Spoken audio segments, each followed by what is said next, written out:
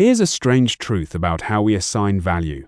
The wobblier and more imperfect something is, the more you might love it, as long as you built it yourself. Researchers gave this a name, the IKEA effect.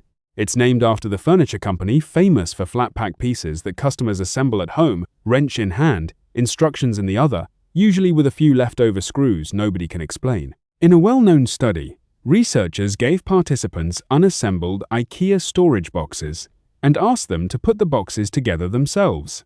Afterward, those same participants were asked how much they would pay for their own creation. They were willing to pay significantly more for their own wobbly, imperfect box than for an identical, professionally built version sitting right next to it. Same box, same materials, same design, different price, purely because of who built it. Think about what that means for a second. The box wasn't better. It probably had visible flaws, crooked joints, a drawer that stuck a little. None of that mattered. Effort, even frustrating effort, created a sense of ownership. And that sense of ownership inflated perceived value. All on its own, without changing the object at all. This is a close cousin of ideas psychologists have studied for decades. The notion that we value things more once we possess them, and that the act of laboring over something makes us defend it as though the labor itself proved its worth. The furniture is almost incidental. The real product being manufactured in that living room, screwdriver in hand, is a feeling of authorship. Now here's where it gets useful for anyone who manages people. This exact pattern shows up constantly at work, and once you see it, you can't unsee it in meeting after meeting. Picture a strategy document. One manager sits down, thinks hard, writes the whole thing from start to finish, and hands it to the team as a finished product. It might be objectively solid. It might be the smartest plan in the building, backed by careful reasoning and a clean structure. And it still often gets quiet resistance. Not loud pushback, not open rebellion, nobody storms out of the room. Just a kind of low-grade skepticism that's hard to name and even harder to fix. People nod along in the meeting, then quietly slow walk the rollout for weeks afterward. Now picture a different scenario. A weaker plan. Genuinely weaker on paper, with looser logic and a rougher structure, but one the team helped shape. They debated a few pieces of it. They argued about a section they didn't like. They partially built it themselves, sentence by sentence, in a room full of sticky notes and half-finished whiteboards. That weaker plan often gets far more enthusiastic buy-in. Not because it's better, purely because people feel invested in something they had a hand in creating. It's their wobbly IKEA box, not somebody else's polished furniture catalog photo. They can point to the one paragraph they fought for and feel like the whole document belongs to them a little. And here's the part worth sitting with. This isn't simply about flattering employees or making them feel good so they'll cooperate. If it were just flattery, the effect would be shallow and it would fade the moment people looked closely at the plan's actual weaknesses. Flattery wears off fast. People are not that easy to fool for long, especially smart, experienced employees who have sat through plenty of hollow, "we value your input" meetings before. That's not what's happening here at all. Here's the part that turns this from a nice observation into a real management tool. Genuine participation in building a plan changes how people evaluate its flaws afterward, not just how they feel about it emotionally, how they actually see it, cognitively, when they look at the document later. Contributors tend to notice fewer weaknesses in a plan they helped build. They scan for problems less aggressively because on some level they already believe in the thing, the same way a builder trusts a wall they framed themselves more than one they simply inherited. And when someone from outside the group criticizes the plan, contributors defend it more readily. Sometimes they defend it past the point where the criticism is actually warranted, arguing for a weak section simply because they remember the debate that produced it. The ownership doesn't just boost enthusiasm, it quietly edits perception itself. That's worth pausing on, because it cuts both ways, and a lot of well-meaning management advice skips right past this part. Yes, it means participation builds commitment, but it also means a team that built something together can become blind to its own real flaws, defending a weak decision simply because they made it together, closing ranks the moment an outsider pokes a hole in it. A good manager has to hold both of those truths at once. Participation builds buy-in, And participation can also build a shared blind spot that's genuinely harder to see past than individual bias would be. Here's the honest, slightly uncomfortable angle most advice on this topic conveniently skips over.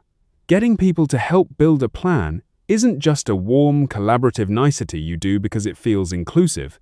It's a subtle form of influence, whether you admit that to yourself or not, and pretending otherwise is naive. Used carelessly, it can talk a team into defending a bad decision just because they touched it with their own hands. Used deliberately and honestly, it becomes one of the most efficient tools a manager has, more efficient than most incentive schemes or motivational speeches. You can see the same pattern in places that have nothing to do with strategy documents at all. Think about a hiring panel. Interviewers who personally pushed hard to hire a specific candidate tend to defend that hire for months afterward, even when early performance is mixed, because admitting the hire was wrong feels like admitting their own judgment was wrong. Or think about a product roadmap built entirely by one product lead in isolation, then dropped into an engineering team's lap as a fixed set of deadlines. Engineers who had zero say in the sequencing tend to treat every slip and every technical objection as evidence the roadmap was unrealistic from day one. Give those same engineers one real say in how the milestones are ordered, and the tone in the room changes almost immediately, because now a slip date is their own scheduling problem to solve, not somebody else's failure to point at. Budget planning works the same way. A budget imposed top-down, with numbers nobody in the department helped set, tends to generate a steady stream of complaints about how unrealistic the targets are. A budget where department heads helped negotiate at least a few of the actual line items tends to generate far less complaining about the exact same total figure, because now the number carries someone's own fingerprints, and people are strangely reluctant to publicly trash a number they personally helped negotiate. None of this means the specific figures magically become more accurate. It just means the humans responsible for hitting them feel differently about trying. So how do you use it deliberately, without manipulating anyone? The key difference between manipulation and legitimate use is honesty about what's actually open for input. Manipulation would be faking openness, asking for opinions on a decision you've already made, just to generate a false feeling of ownership while the real call happens somewhere else. That's a trap, and it might work once.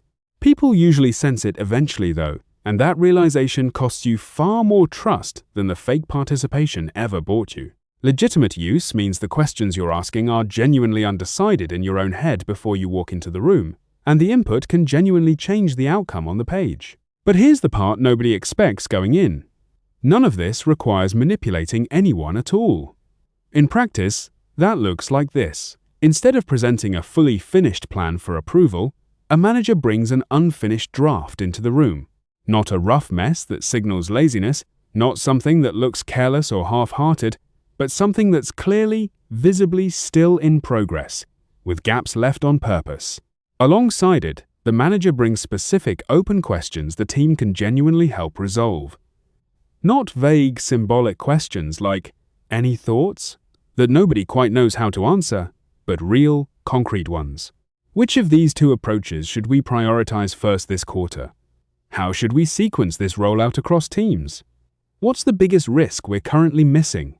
Questions where the team's answer will actually shape the final version that goes out the door, not just decorate the margins of a decision already made. This takes more time up front, and there's no getting around that fact. Gathering real input, discussing options out loud, letting people push back on a piece of the plan they don't like, all of that eats into the calendar in a way that simply announcing a finished decision does not. A one-way memo is always faster to produce than a genuine discussion. But that extra time spent gathering input often pays for itself many times over, and it pays for itself specifically in commitment down the line. People rarely abandon a plan they helped physically build with their own hands, the same way that IKEA customer rarely throws out the box they wrestled with for an hour.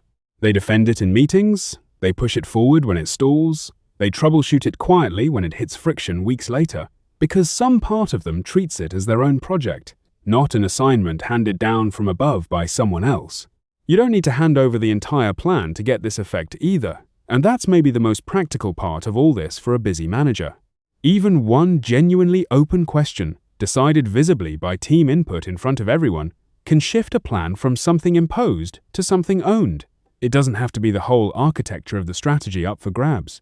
It can be one meaningful decision point, made in the open, where people can literally watch their input land somewhere real. A single visible fingerprint on the final plan, one section people can point to and say, "We chose that," can be enough to change how the whole team relates to everything else in the document too. Think about the contrast again, side by side.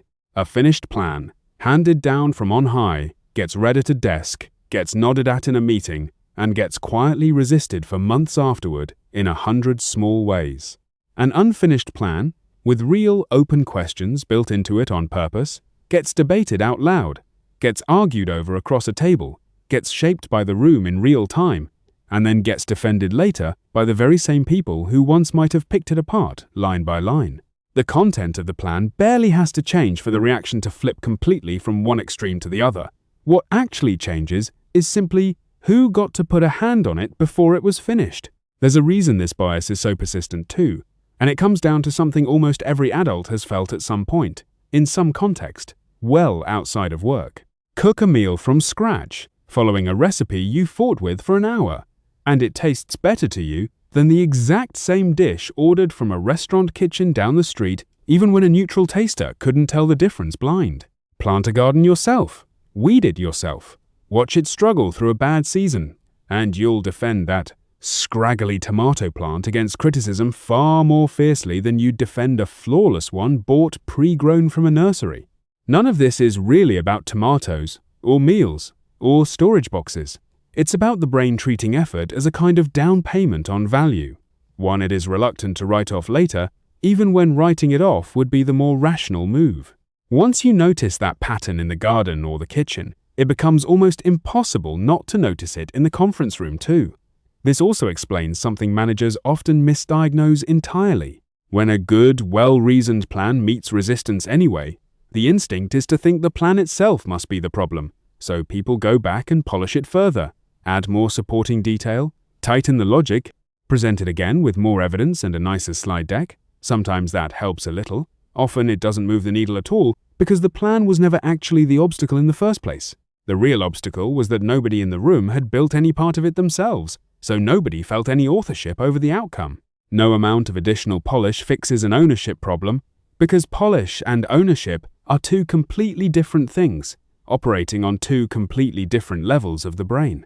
A rougher plan with real fingerprints all over it can outperform a flawless one with none, every single time, in terms of how eagerly people actually execute it. There's a workplace parallel worth noting here too, close to home for a lot of teams dealing with change. Onboarding a new process, rolling out a new software tool, changing how a team runs its weekly meetings. All of these land completely differently depending on whether people helped design the change or simply received it as a done deal from leadership. The exact same new workflow, introduced as a finished mandate handed down with a memo versus introduced as a draft with a few real decisions still genuinely open for the team to settle, can produce wildly different adoption in practice. Same tool, same rules, different reaction entirely, purely because of who got to shape it before launch day. There's also a timing lesson buried in here that's easy to miss. The IKEA effect only works if the input happens before the thing is finished. Ask someone to help assemble the box, and they'll defend the box.